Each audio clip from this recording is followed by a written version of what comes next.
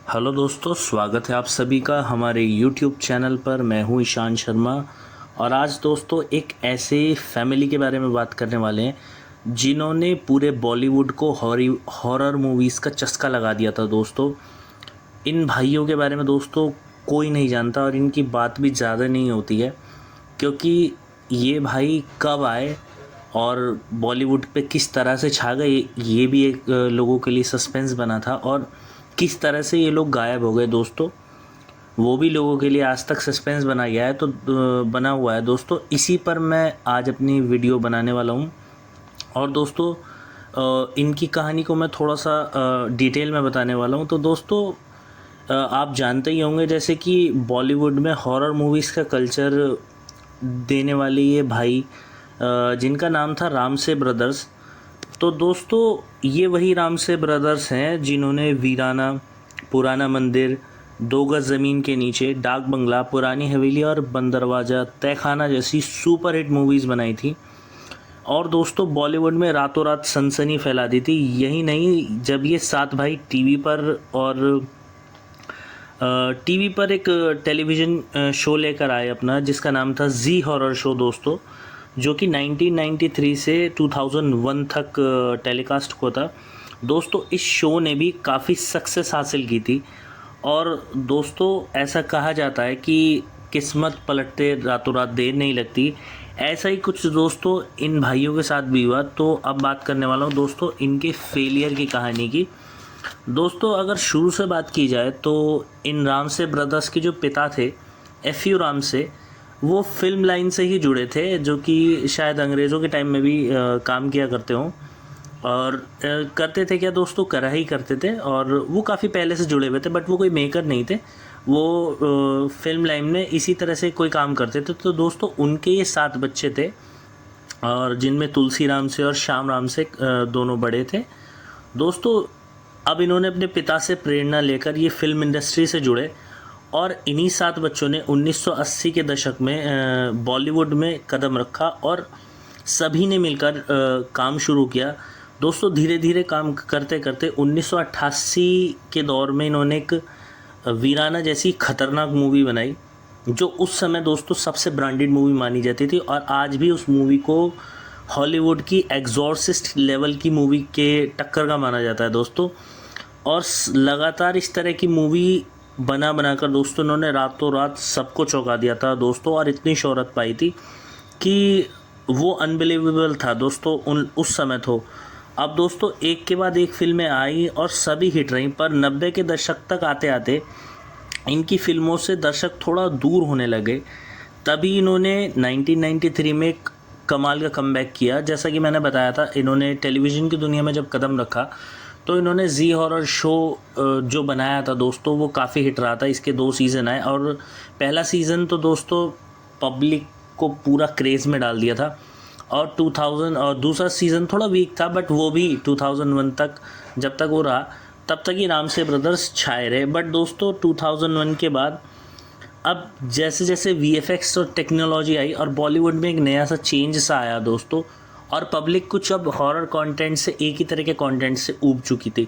तो दोस्तों इनकी फिल्मों ने और इनके टेलीविज़न का जो इनका वो टेलीकास्ट था और टेलीविज़न एपिसोड्स थे, वो सब दोस्तों एक तरह से एक ख़त्म हो गए और पब्लिक के जहन से उतरते चले गए।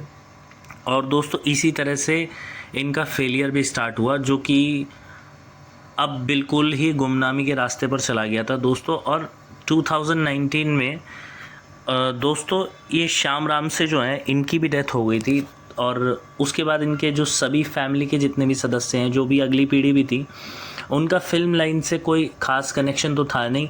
और पुराने जो भाई थे अब वो अपनी शोहरत को लेकर अपने अपने कामों में अलग अलग लग चुके थे दोस्तों। तो इस तरह से रामसे ब्रदर्स हमेशा के लिए खोकर रह गए दोस्तों। इन भाइयों ने जब तक मिलकर काम किया, कहते हैं कि यूनिटी में स्ट्रेंथ होती है, तब तक इन लोगों ने बॉलीवुड पर राज किया। बट बॉलीवुड की अपनी अपनी दोस्तों स्ट्रेटेजी है और वहाँ पर किस तरह से जालसाजी चलती है और किस तरह की पॉलिटिक्स चलती है, उसका शिकार भी कुछ हद तक ये रामसे ब्रदर्स रहे। क्योंकि दोस्तों इन्होंने बड़े बड़े मेकर्स के लिए एक अलग तरह का ही कॉन्फ्लिक्ट पेश कर दिया था दोस्तों। बट इनका हॉरर जॉनर का जो स्टाइल था दोस्तों वो सबसे यूनिक था। इनका दिया हुआ बैकग्राउंड म्यूज़िक दोस्तों आज भी किसी न किसी टेलीविज़न या यूट्यूब वीडियोस में इनका बैकग्राउंड म्यूज़िक आपको यूज़ करते हुए दिखाई देगा।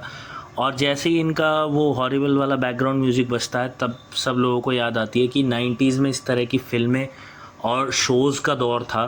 दोस्तों जो लोग 90s में पैदा हुए वो लोग इन शोज़ को, इन मूवीज़ को अच्छी तरह जानते हैं, या जो उस समय 80s और 90s में जवान होंगे दोस्तों वो इन रामसे ब्रदर्स से अच्छी तरह वाकिफ़ है।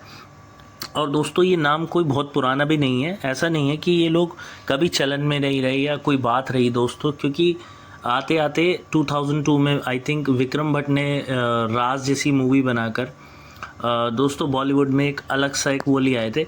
बट दोस्तों विक्रम भट्ट की मूवीज़ जो कि हॉलीवुड मूवीज़ से ज़्यादातर कॉपीज़ रहती थी, रामसे ब्रदर्स की मूवी में दोस्तों इस तरह का कंटेंट नहीं होता था। ये लोग तो ओरिजिनली काम करते थे अपने बैकग्राउंड म्यूज़िक पर भी और हर तरह की चीज़ों पर।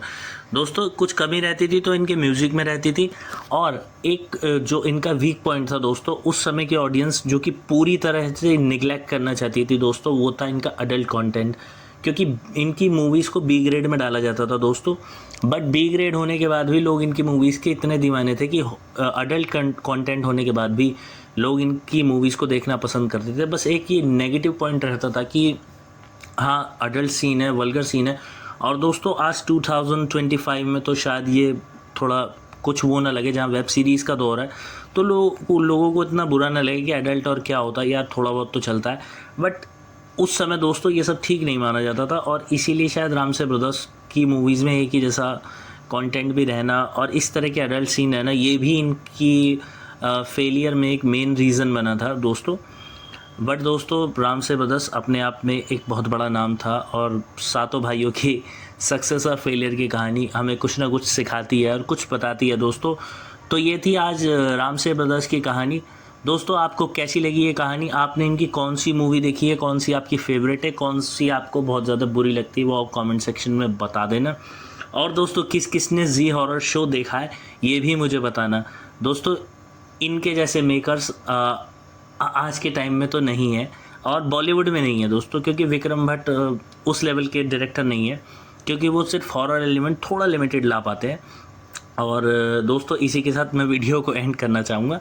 और अगर वीडियो अच्छी लगे वीडियो को लाइक एंड शेयर कर देना, चैनल को सब्सक्राइब कर देना। अब दोस्तों मिलते हैं मेरी नेक्स्ट वीडियो में और इसी तरह का कोई अच्छा टॉपिक या मूवीज़ से जुड़ी कोई अच्छी इन्फॉर्मेशन आपके लिए लाता रहूँगा। तब तक के लिए दोस्तों जय हिंद।